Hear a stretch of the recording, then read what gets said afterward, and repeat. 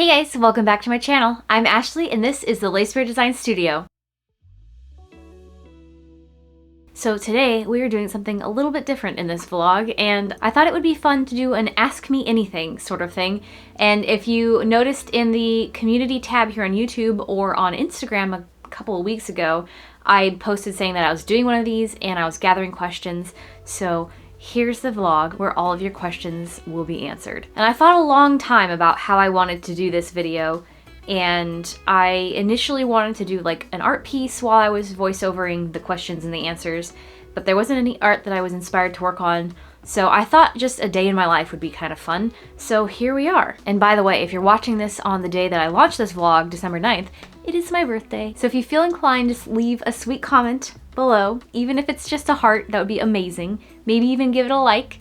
And if you haven't already, be sure to subscribe to my channel so you don't miss any of my other vlogs, my studio vlogs or my Artist Alley vlogs, and any other fun content that I may share with you guys. But before we get into the questions that you guys have asked me, let me tell you a little bit about myself. So if you've never seen any of my videos or any of my content before, or maybe even skipped over the very beginning of this video, my name is Ashley. I am a California-based artist, and I've been doing art my entire life, and I started my business, Lace Bear Designs, in 2017, I think, and I started doing it full-time in 2020. I live with my partner of 12 years, Ryan, and our two dogs, Olive and Clarice, and I work out of my home studio, and we do anime and other miscellaneous conventions up and down the state, and we're starting to branch out into other areas. A lot of what I do is very cute and whimsical and sometimes spooky stickers and stationery and other things like enamel pins and keychains.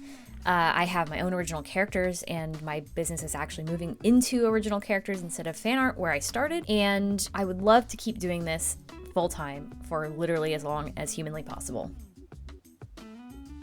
So I got a ton of different types of questions, and I've broken them down into categories of personal questions, art-related questions, Artist Alley questions, and business-related questions. So I'm going to go through them based on category, and I'll start off with personal questions. First off, Mina22YT from Instagram asks, do you study or work doing anything else besides making cute merch and videos?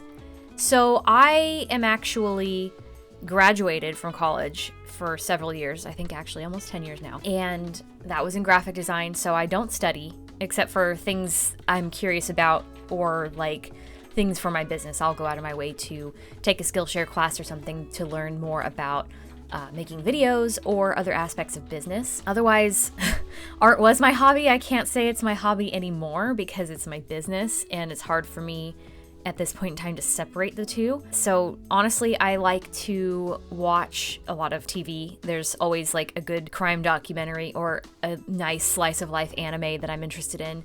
And periodically I will pick up a video game. I'm not allowed to pick up video games very often by my own rule because I can get sucked into them very easily, but I like to play Pokemon, Animal Crossing, Stardew Valley, things like that. And otherwise, I actually really enjoy cooking. So like, I'm the cook in the family, so I don't mind making dinners almost every night, but I like to try and not test myself, but push myself to make things that are different and exciting. And if like, especially with like Japanese food, you know, we like to go to Japan a lot, and if we can't, then I like to try to make Japanese food at home. So sort of things like that. I like to just kind of take it easy, and I'm honestly a lazy girl at heart, so any time that I have to myself where I get to do literally nothing is the best kind of time. Next, from Instagram, Infinity Times asks, do you have a favorite cryptid? If so, why? So I loved cryptids starting from high school, and of course everybody knows Bigfoot first, I think, or Yeti or something like that. Mothman is like the first actual cryptid that I think a lot of people are introduced to, but I have to be a little bit basic and say that my favorite has to be the Fresno Nightcrawler because I have to represent my hometown cryptid. We're from Fresno, and like I remember when that video was circulating, and it's so silly and weird, and I love educating people at conventions about the Fresno Nightcrawler. And if you don't know about the Fresno Nightcrawler, I highly suggest Googling it and watching the footage that people captured of it because it's very strange. All right. The last of the personal questions from Newt Does Arts on YouTube. Tell us about your doggies. Okay, I could talk about my dogs a lot because they are my children. Olive is the first one that we adopted. She was actually a rebound dog when our family dog died, Ella, in 2016. It was so sudden and it was so painful that I almost immediately started looking at the ASPCA website, which was probably a bad idea. And there wasn't any dogs that like really stuck out to me, and I would check periodically over like a week. And I think a couple days before Christmas that year, I came across Olive's picture, and it was brand new, recently posted. She didn't even have a name. She was just a serial number. And she had, I'll put it up on the screen, she had the saddest photo with the biggest baby puppy dog eyes I've ever seen in my life. And I sent it to Ryan. I was like, oh my God, look at this dog. And he's like, wow, she's really cute. And in December, for our local ASPCA, they do, I think, like a really steep discount on adoptions for Home for the Holidays. And we took advantage of that. And by January, she was living in our house. And she was so sweet and cuddly. And it was so much fun to watch her personality come out. And then 6 months later, Ryan saw a photo of Clarice, who had been abandoned in an orchard nearby and found by a mutual friend. And he's like, oh wow, she looks like Olive. And one thing led to another, and so we adopted her a sister. And they're both named after reindeer. Olive looks like a reindeer. She's got stilts for legs. So we named her Olive after all of the other reindeer. And if you've ever seen the classic Rudolph movie, the stop motion animation one, his little girlfriend's name is Clarice. She's the same color as Clarice. And our Clarice even has like little white toes, and she does something weird with her little toes that makes them look like a deer cleft foot, and it just was too perfect. So they're both about the same age, and we are assuming they're about 7 years old. So they're hopefully just entering their midlife, and we hope to have them forever and ever because they're just so precious to us. All right, next I'm going to move into art.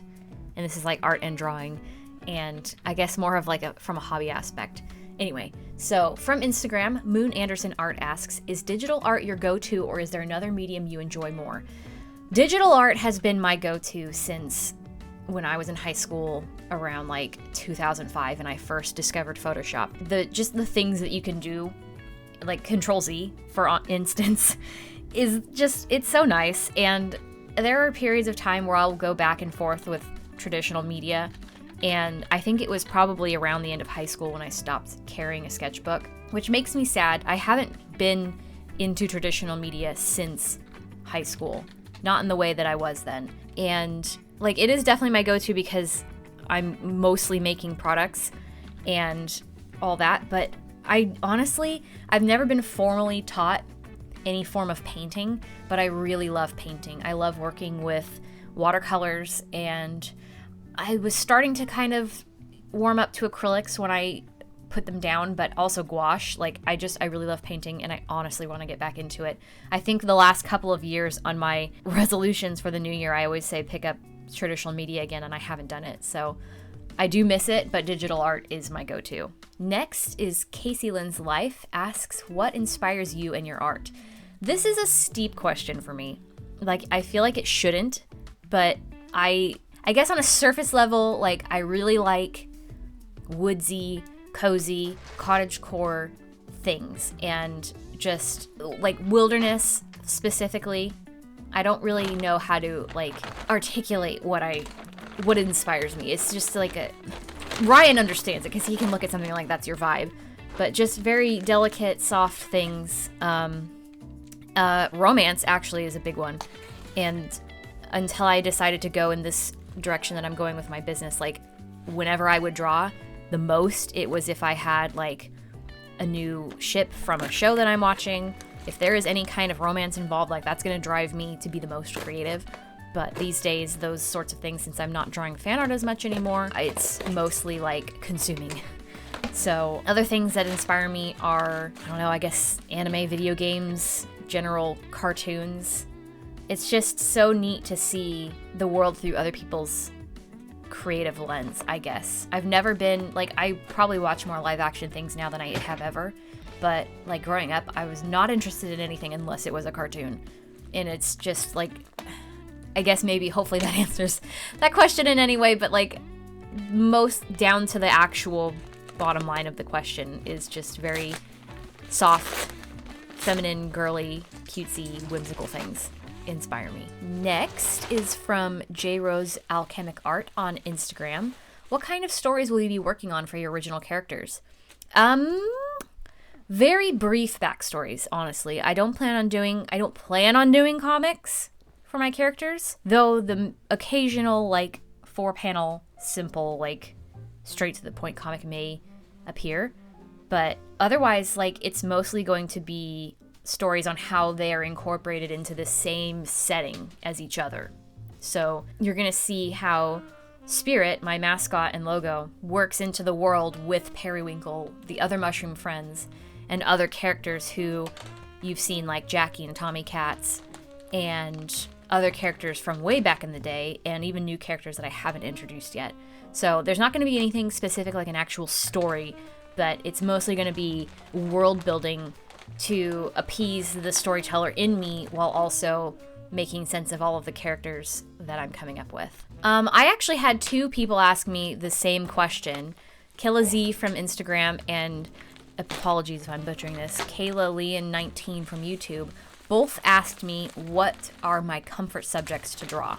And apologies if you guys are the same person, I honestly don't know, but this is similar to the what inspires you. I don't have a question or an answer for that because I feel like if I'm drawing, it's not for fun, it's for work. So I would say, like, the thing that brings me the most comfort, not subject-wise, but like if I get to a point in the art where I get to do any kind of rendering, like shading, or, I mean, I can't say flat colors anymore because I use a drop tool for the colors, so it's not like an actual scribbling color process. I do find it a lot of fun in getting to render the art and add the cute little details, like if I'm gonna be doing an illustrated piece, I'll add in little sparkles here and there. So I guess to answer the questions, the comfort subject is the little details. Our next subject is Artist Alley, and kicking it off, Mina22YT had another question. For a beginner in Artist Alley, what merch do you recommend making so that it sells well? This is a very general question that does not have one set answer. I will probably reiterate this in another answer as well, and quite possibly make a full-on video about sort of things like this. But from personal experience and from what I've heard from others, you cannot expect to go into any single event and know that one thing is going to sell. Until you've been doing it long enough, I think there's like a general, like, okay, this might do well all the time, but it may sell better in some places than others. But there is not, like, this is such a broad question because it's going to depend on your subject matter, your art skill, your presentation at a booth, the type of demographic you're selling to, and the type of demographic that is present at the event that you're at. So I hate to like not properly answer this question, but it is not answerable, honestly. But if for a beginner in this aspect, I would start with very inexpensive things that are inexpensive to produce and also to sell, which would be stickers, maybe acrylic keychains, and art prints. So I hope that answers the question in some capacity, and I'm sorry that I can't outright say, but there really isn't like one size fits all answer for this. All right, also from Instagram, Hello Kiki Japan asks, I get so tired each day after cons. Do you do anything to prevent or recover from it? No, I don't. I honestly, the thing that drives me through cons is sheer willpower and money, if I'm being honest. Because there's nothing quite like being self-employed to drive you than, oh god, I have to make enough money to survive the next month. I think also one of my love languages is words of affirmation, so I do get a lot of, like, my cup filled, so to speak, when I have people in front of me complimenting my work. So that helps, and the other thing is that Ryan brings me coffees throughout the day. So I am fueled by words of affirmation and caffeine, honestly. And other than that, like, to prevent it, I guess you can do as much resting as possible for the event, though I know coming from myself that that's usually not something that can happen. Or at least when you know that you're going to be coming home from the event, if you can, rest for a day or two. Otherwise, like, usually we don't go out after the event closes for the day. We go straight back, like, we go and have dinner and then go straight back to the hotel and get as much sleep as possible. So, caffeine and whatever else fuels you, words of affirmation, maybe spite, I don't know. Those are my secrets personally. Mew Chow from Instagram asks, have you ever had bad table neighbors? Yes. I don't think anybody who's ever done Artist Alley can say that they haven't had bad table neighbors. I don't remember what year it was.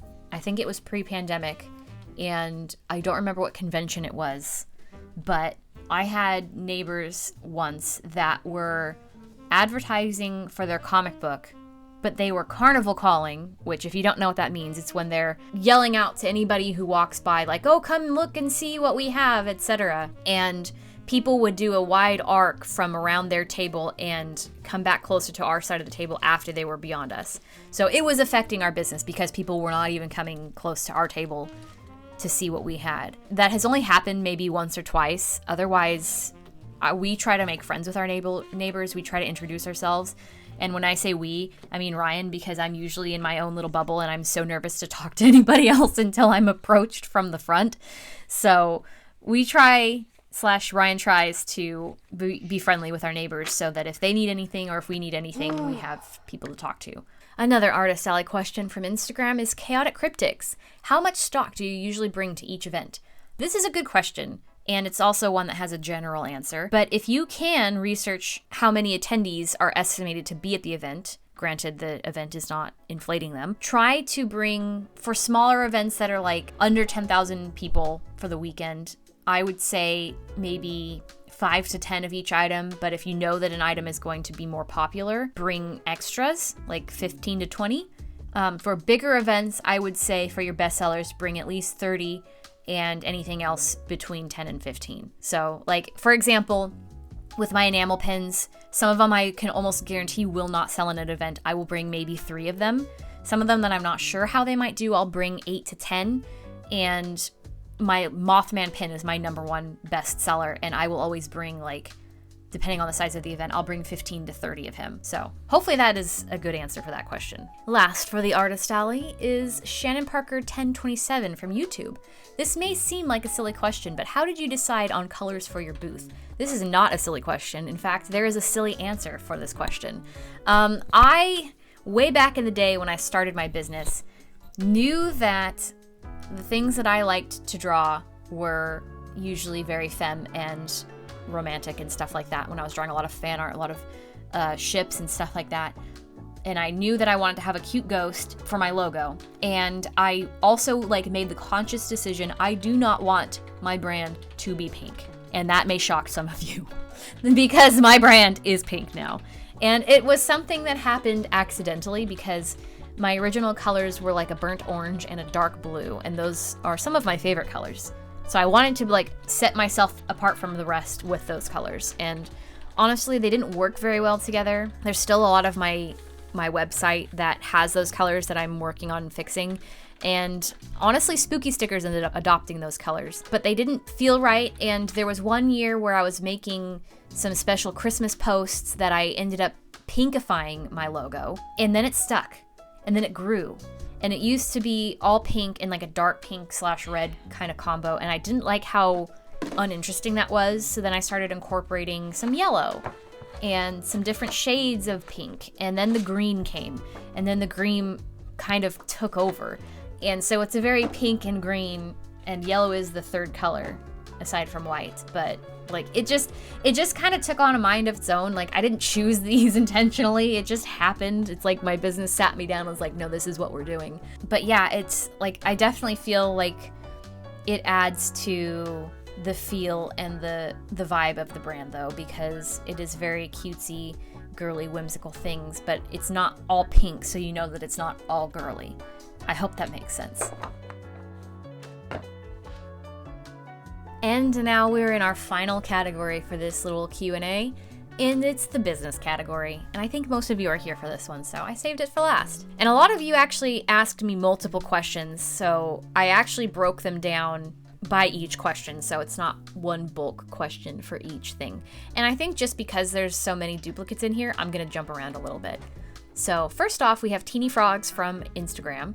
How did you come up with your business name? I love this question because it is a silly question, not a silly question, it's a silly answer, just like the one about my colors. So my business name, Lay Spirit Designs, is derived from my original handle when I ever made my first presence online. And that was in 2005 when I had my Teen Titans phase. I had my Teen Titans original character named Spirit. She was dead, and she had spirit powers and all this other stuff. She had a really cool story. I was writing a comic, so my username on DeviantArt was Spirit the Titan. Very boring, very straightforward. And I don't remember what year this was. It had to have been like maybe 2000, like somewhere between 2008 and 2010. There was a phase going around on the internet where instead of saying the, you'd say le, like L-E, like a French thing. I don't know. And so I changed it from Spirit the Titan with a bunch of underscores to Spirit Le Titan with no underscores, all one word. And Spirit Le Titan was my handle on everywhere on the internet until I think 2018. I changed it to Lay Spirit. So I was trying to keep the essence of this handle that I've had my entire life and then build it into something new. So it became Lay Spirit Designs because I tried to do the Ashley Smith Designs handle and business name, and I just wasn't vibing with it. But I wanted to keep something in there that tied me to being a designer and a graphic designer, because that's what I was trying to do at the time. So Lay Spirit Designs was born. And even though I don't do graphic design professionally anymore outside of my own stuff, I feel like the designs needs to stay because I don't know what else it would be besides Lay Spirit Studios. I don't know. But that's the story. That was kind of long-winded. But I feel like a lot of these answers are going to be long-winded for the business section, so moving on. Also from Instagram, Sydney Anita asks, do you have a dream item or product you want to make one day? Honestly, the dream product I had already in mind was the magnetic shoulder buddy periwinkles, so those have already come to fruition. But in the same vein, I've had a lot of products I've wanted to do over the last few years, and for all sorts of reasons I've scrapped them or put them on the back burner or wanted to do them and then decided maybe this isn't actually a good fit for my business. But one thing that I do want to do and hopefully will get to do in the next year if I can fund them myself is miniature plush keychains of my characters. That is the number one thing that I have my sights set on right now, and I haven't asked my manufacturer how much that would cost, so I have no idea. But I just think that would be so much fun, and to get to a point where they are popular enough that I could do what Disney does with their Duffy and Friends, and there's seasonal little outfits and collector's outfits and milestone outfits, and I don't know, I have so many ideas, but that's where my heart wants to be at this moment. In a similar vein, from Instagram, Astros Here asks, favorite product you sold, whether it was popular or not? I've sold a lot of different things over the years, and I think it just depends on what season my heart is in. And that means actual season of the year, and also what I'm into at the moment, because I go through a lot of phases. And last summer I had my Stranger Things phase, and a few years ago I had an astronomy phase, astrology, whichever. Halloween and autumn is always kind of there in the background, and lots of florals and all kinds of things. I don't know. I mean, I think it's gonna come back to the periwinkles, because every time I look at them, I get so happy. And I love seeing other people see them and become happy. So I think I'm gonna have to give it to the boy, because he's just so great. And luckily he is popular. So that helps, and I can keep stocking him. In fact, the newest batch of periwinkles I got from my manufacturer are even better than the original batch. So I'm so happy that he's popular, because I really love how he came out. From YouTube, BennyBen5088 has actually asked me a few questions, and I'm going to bounce around with them. But the first one was, for my sticker business, have you ever had to deal with clients that complained about the quality of it? Of course. This is something that in any aspect of small business, people are going to complain about your products, because your products are not going to be for everybody. And the thing about my sticker business that is probably the weakest point is that I outsource the printing locally, because I, number one, hate dealing with printers, and number two, do not have the space to print at the quality that I want to. So sometimes it's out of my control if there's issues with the printing, because I'm not physically there to be like, oh, this one didn't come out right, I have to reprint it, because otherwise it's going to take multiple days to get those fixed. And of course, there's sometimes issues with the sticker paper itself, or that's a flaw from the source. So yes, I have had people complain, and sometimes it's warranted and sometimes it's not, but that's just how it is. Apologies if you hear gardening noises in the background because our gardeners are here. Another question from Teeny Frogs on Instagram. What inspired you to do what you do?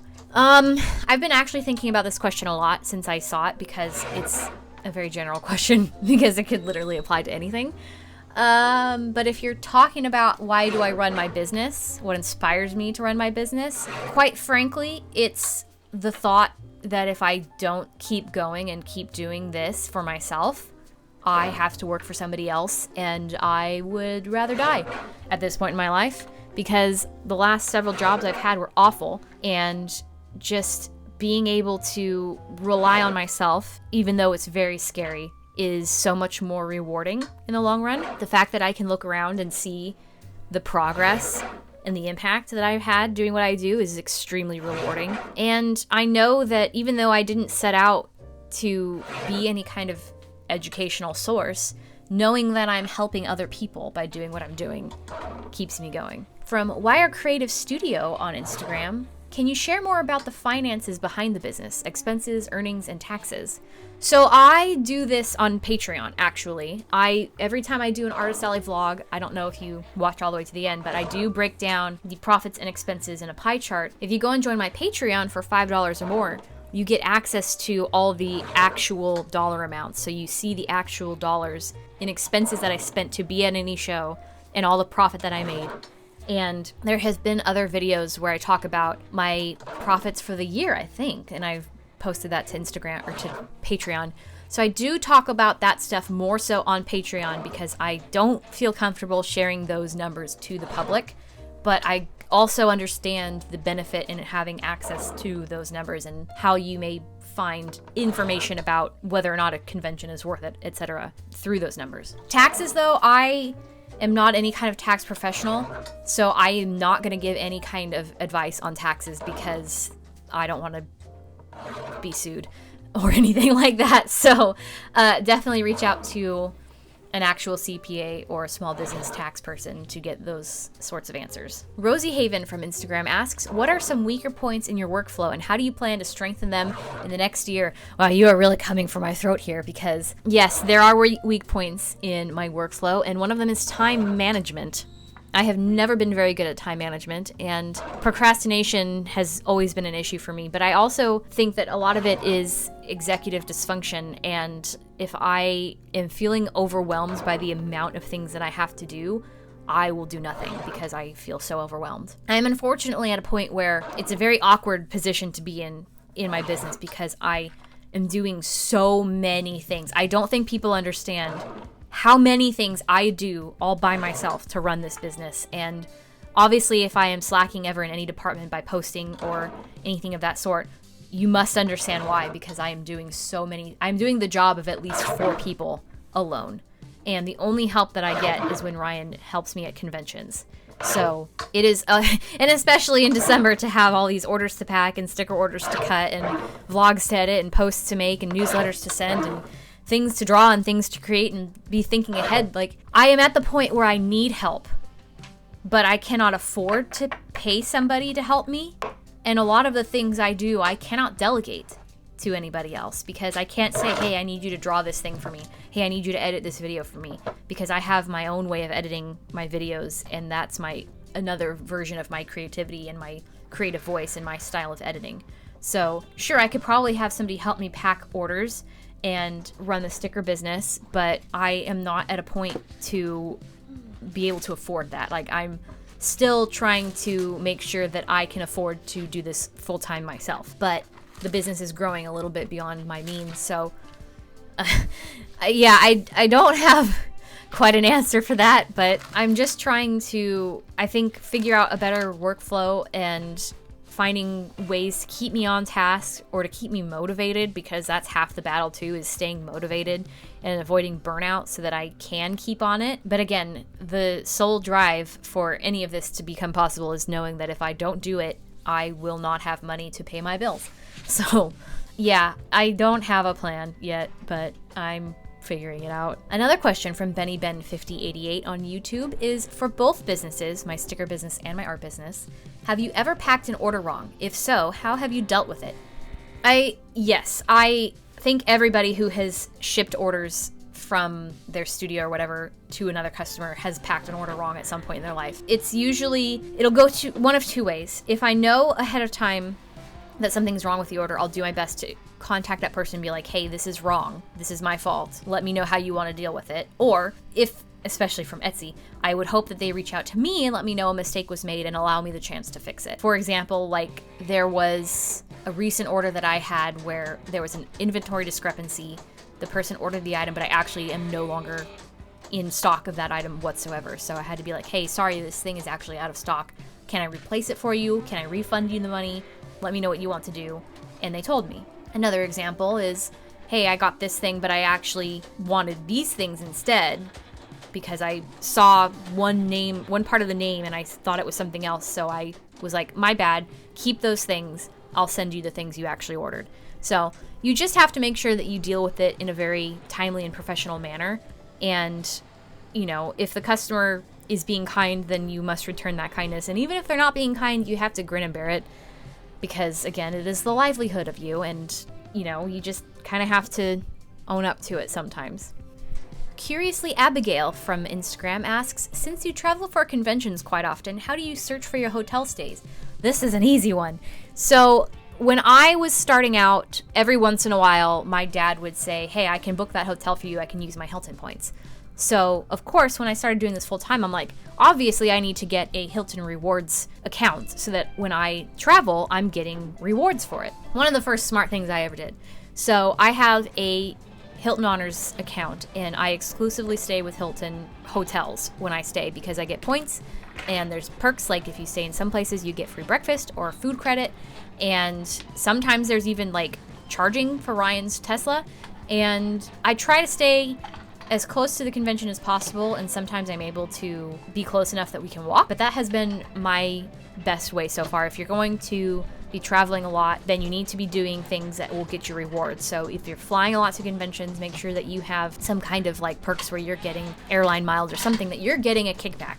That is my tip. Carrie Mooney 3609 on YouTube asks, how do you price your items? I feel like I undersell my products and I don't make enough profit. So there are two ways that you can go about doing this, and it really depends on what type of product you're doing, but the other part also has a major factor as well. So usually my rule of thumb, and I've said this before in other situations, is whatever you're paying to manufacture that item, and as best as you can, include your time in making the artwork for that item into that. You should be charging 3 times what that product costs to make. And I just did some math, so I know that that doesn't always apply, because if you're spending $1.10 on a keychain, you certainly don't want to be selling it for $3.50, because that is undercutting so badly. So the other aspect of that answer is you need to be doing research on what other people are charging, because you don't want to undercut the competition. I am very firm in my belief that Artist Alley is not a competition, it is a community. And if your fellow artists are thriving, then you will also thrive. So for example, an average range of keychains, of acrylic keychains that are like 2 to 4 inches, is gonna be between like $10 and $15. If there's anything else like a shaker charm or a linked keychain or any other special effects to it, you can charge more. Same goes for stickers. If you're buying 3-inch vinyl stickers, they're usually going to be between $3 and $5. And if there's any kind of special effect like glitter or hollow or glow in the dark or anything like that, usually you can charge a little bit more for that. But if you're underselling yourself, not only is that hurting you, but it's hurting everybody else, because all the other people who are buying in that situation are going to see your prices versus everyone else's prices and think, oh, this person is selling these for so much cheaper. Why are those people selling them for so much more? But it's also hurting you because you're not getting the profit that you're worth. So do the research and make sure that you're seeing what other people charge for similar types of items and price your items similarly. And I can assure you that will make a world of a difference. Another question from BennyBen5088 on YouTube is, for my art business, how do you know when it is time to discontinue a design? I'm personally having way too many of them, but I'm scared to stop making one, and that one being the one someone wants. I am really flighty about this because I can be very stubborn about some designs that if I personally like them, I will keep them around for way too long, even if they don't sell. And there are some that I may get really bored of really quickly, even though they're popular, and want to get rid of them. So I don't know if I'm going to have an adequate answer or not. So if anybody has a better one, please chime in the comments. But honestly, if you feel like a product is doing really well to start, and then it starts to kind of drop off, like if you don't see people buying that item anymore, then it's safe to say that once that item is sold out, you just don't restock it. For example, my Fresno Nightcrawler glow-in-the-dark enamel pin. I thought for a long time that it was one of my most popular ones alongside Mothman. So when I did my last restock of both of those pins, I ordered 200 of each of them.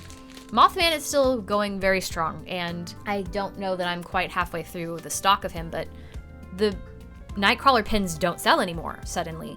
So number one, I am stuck with all of this stock that, please, if you want Nightcrawler pins, please buy them. But I also am like, is this design worth keeping around after this? There's also some designs that if they just don't sell at all, like you can keep them around if you want to just wait until they're completely sold out, and that may take a long time and take up space in your inventory, in your display. But I personally, when that happens, even if it's a design I really like, I'll discontinue them or I'll mark them down a lot just to move the product, and then if they still aren't moving, then into grab bags they go. All right, the final question is the final question from Teeny Frogs on Instagram. How long have you been running your business? Oh, I've been running my mouth for a long time, that's for sure. I have been running Lay Spirit Design since 2017, so it will be 7 years in January. I mean, most people who are business people will probably say like, oh, I've always been doing business in one way or another, and I have, because I remember in middle school and high school, you know, I was one of the art kids. People knew me because I drew, and I would draw my schoolmates in an anime style and they would pay me. So I was taking commissions as a kid. So in some way I've always been running a business, and it's always been an art business, but Lay Spirit Designs has existed in some capacity since 2017.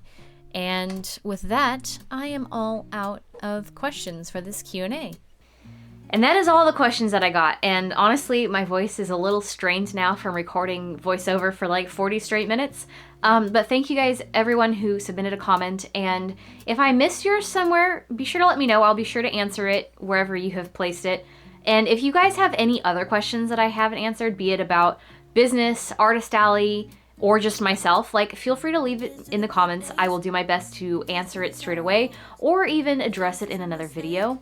And especially to the rest of you who like my Artist Alley vlogs and tips specifically, be sure to check out my Instagram and my TikTok, because I do post other videos there that I don't post here on YouTube, where I talk about different tips for Artist Alley. So, with that, I will let you guys get on with your day. Thank you so much for watching. Don't forget to leave me a comment, a like, and a subscribe if you haven't already, and I will see you in the next one. Bye! And that's why I wish you the best and say goodbye. You start to get dressed and then we cry, 'cause we both know it's gonna hurt, but not as much as this does. A good run, don't say we didn't. I was your first love.